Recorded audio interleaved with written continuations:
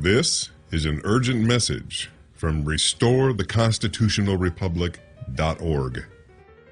By now, you've probably heard something about the issues surrounding Barack Obama's citizenship problems as they pertain to his constitutional eligibility to be President of the United States. And unless you've taken the time to really research the facts, you probably don't actually know what all the commotion is even about. Or if you have relied on what our highly dishonest mainstream media and those in Mr. Obama's camp have been telling you, and you really have not heard the truth. The agents of misinformation want you to believe that this is an absurd battle being waged by conspiracy theorists. However, the issue is real, and the matter is serious. And simply trying to shoot the messenger will not make the message disappear. And why should it? This is our country we're talking about.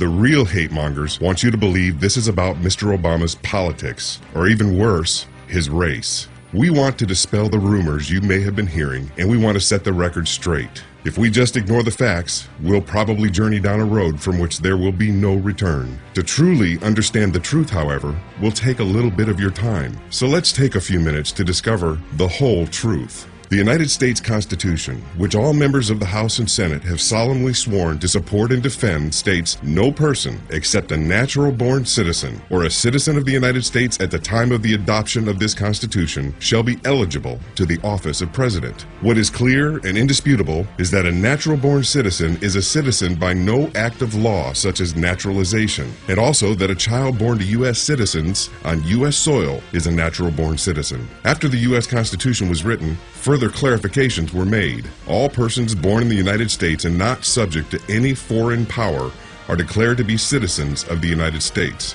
2 months after the statute was enacted, on June 16, 1866, the 14th Amendment was proposed and declared ratified on July 28, 1868. The first clause of the first section reads, "All persons born or naturalized in the United States and subject to the jurisdiction thereof are citizens of the United States and of the state wherein they reside." In 1866, Representative Bingham of Ohio stated, "Every human being born within the jurisdiction of the United States of parents not owing allegiance to any foreign sovereignty is, in the language of our Constitution itself, a natural-born citizen." The chosen wording of the framers here makes it clear that they had drawn a distinction between themselves, persons born subject to British jurisdiction, and natural-born citizens, who would not be born subject to British jurisdiction or any other jurisdiction other than the United States. And so the framers grandfathered themselves into the Constitution as being eligible to be president. But the grandfather clause only pertains to any person who was a citizen at the time of the adoption of this Constitution. It should be obvious that the framers intended to deny the presidency to anyone who was a British subject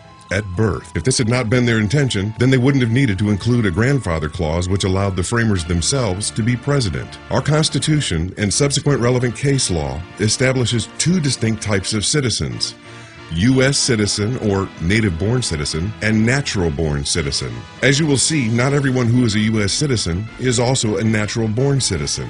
A U.S. citizen is one who was born to at least one parent who was a U.S. citizen, or one who was born in the U.S. mainland, or one who became naturalized sometime after being born. The framers of the Constitution instituted a specific set of requirements to hold the highest office of the land: a natural-born citizen. A natural-born citizen is one who is not only born in the U.S. mainland, but who is also born of parents who are both U.S. citizens. That presents a very precise requirement, and the framers' reasons are very easily researched and understood. But right now, the issue is not really why they chose to write this requirement into law, but only that they did write this requirement into law. And as a nation governed by the rule of law, we cannot simply toss it aside, even if we don't like it or agree with it.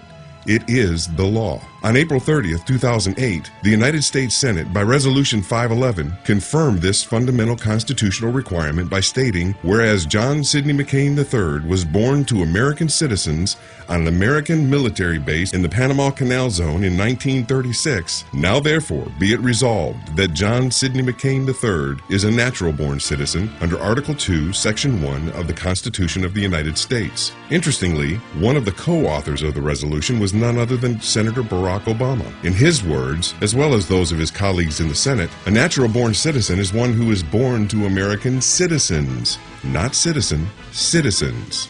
But why does this matter? Barack Obama's father was not an American citizen. He was Kenyan, and at the time of his birth, because of his father's nationality, Barack Obama was subject to the laws of Britain. According to Mr. Obama's own website, when Barack Obama Jr. was born on August 4, 1961 in Honolulu, Kenya was a British colony, still part of the United Kingdom's dwindling empire. As a Kenyan native, Barack Obama Sr. was a British subject whose citizenship status was governed by the British Nationality Act of 1948. That same act governed the status of Obama Sr.'s children. Since Senator Obama has neither renounced his U.S. citizenship nor sworn an oath of allegiance to Kenya, his Kenyan citizenship automatically expired on August 4, 1982. Remember what we've already seen as part of our Constitution, the law of our land. All persons born in the United States and not subject to any foreign power are declared to be citizens of the United States. Also remember what Barack Obama states himself, that same act governed the status of Obama Sr.'s children. And also, whereas John Sidney McCain III was born to American citizens.